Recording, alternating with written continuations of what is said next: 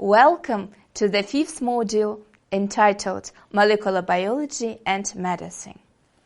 Today we're going to speak about the PCR or molecular photocopying, which was developed in the 1980s by Kerry Mullis. Since its discovery, this technology has caused a veritable revolution in various fields of biological research, including diagnosis and genetic improvements for plants and animals. The principal goal of PCR is to make enough of the target DNA region that it can be analyzed or used in some other way. For instance, DNA amplified by PCR may be sent for sequencing, visualized by gel electrophoresis, or cloned into a plasmid for further experiments. 5 core ingredients required to set up a PCR are DNA template, primer, DNA polymerase, DNTPs, and buffer. As we know, DNA polymerase is an enzyme which takes part in the replication of the cellular genetic material by synthesizing a complementary sequence of DNA.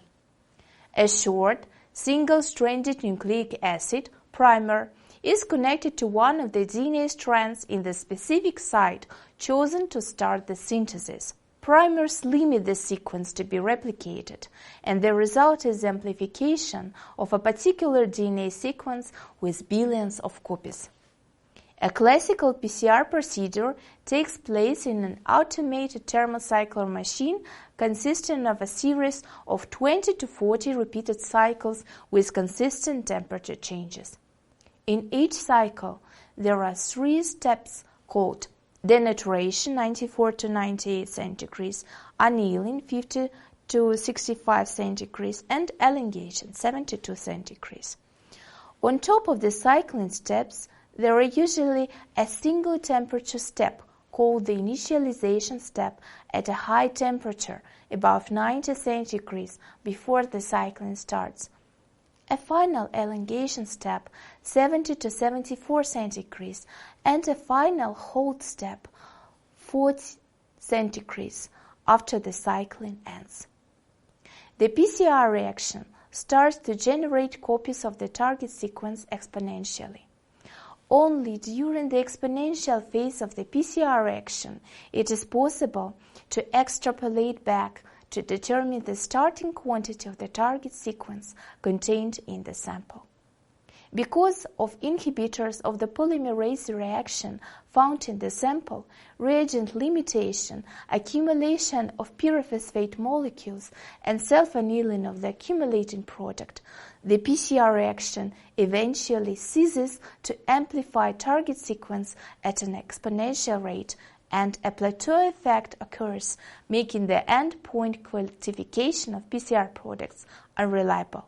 This is the attribute of PCR that makes real-time quantitative rt-pcr so necessary. Many variations on the basic PCR procedure have been devised for specific uses. The development of tools for amplifying DNA segments has generated enormous benefits in gene analysis, as well as diagnosis of many genetic diseases and the detection of bacterial, viral, and fungal pathogens. Another useful PCR amplification is the cloning of a particular DNA fragment, which allows the study of gene expression and has considerable potential in forensic medicine. Please feel free to leave your questions and comments in the forum, and we'll be happy to answer them. Good luck, and looking forward to seeing you soon. AJ.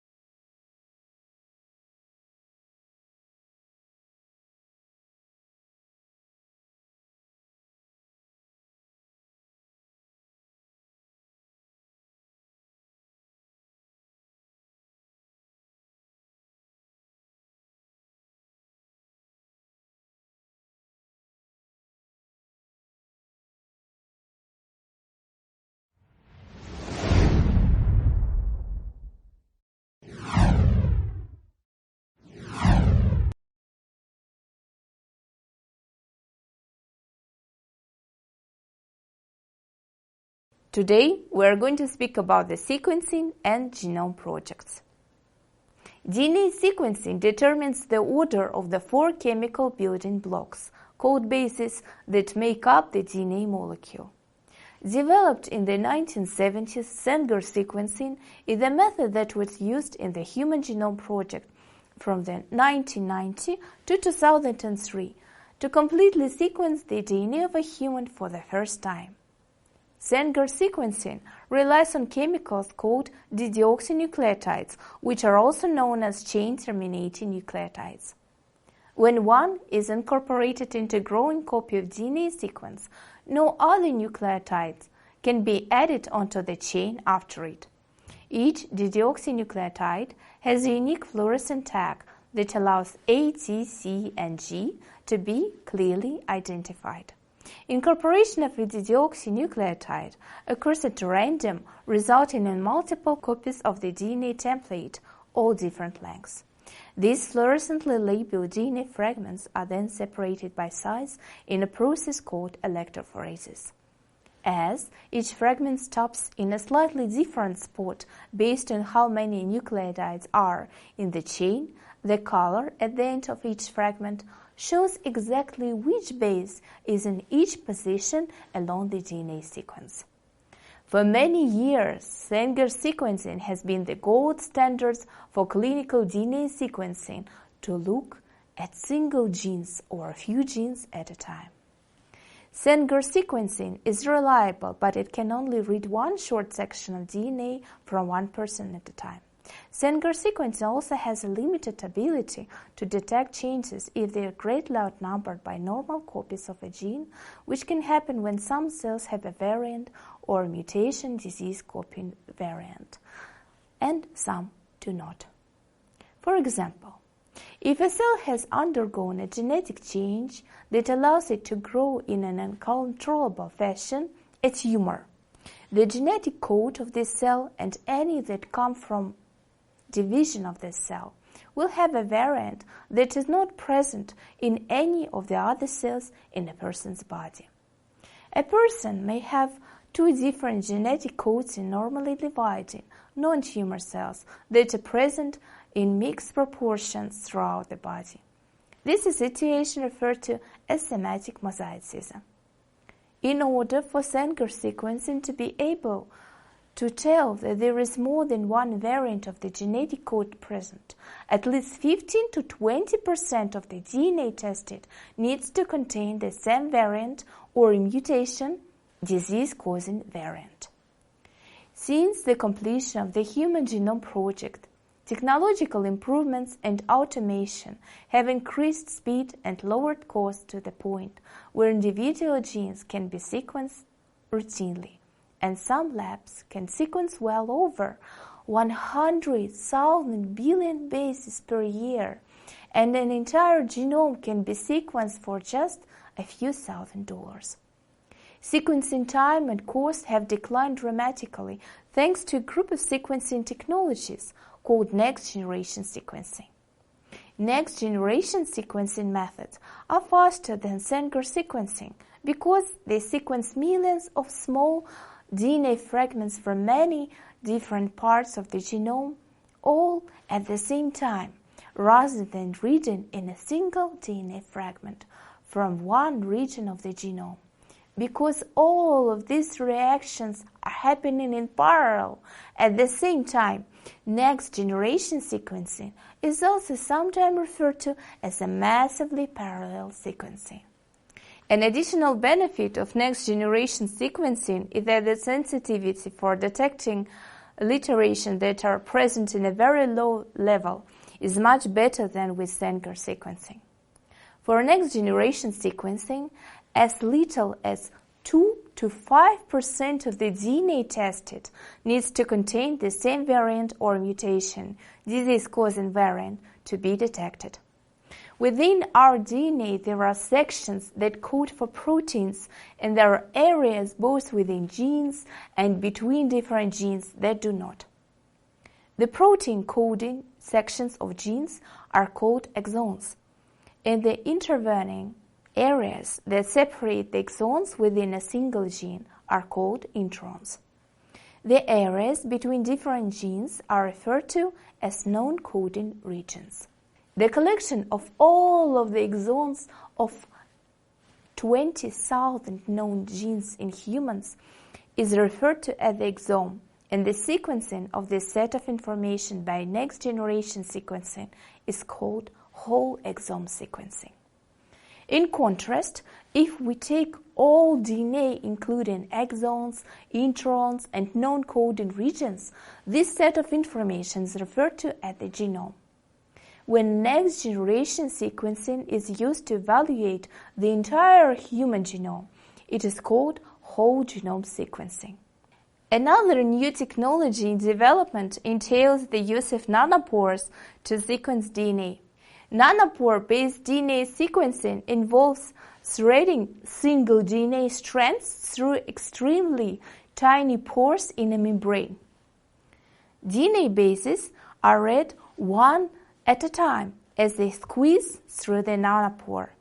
The bases are identified by measuring differences in their effect on ions and electrical current flowing through the pore.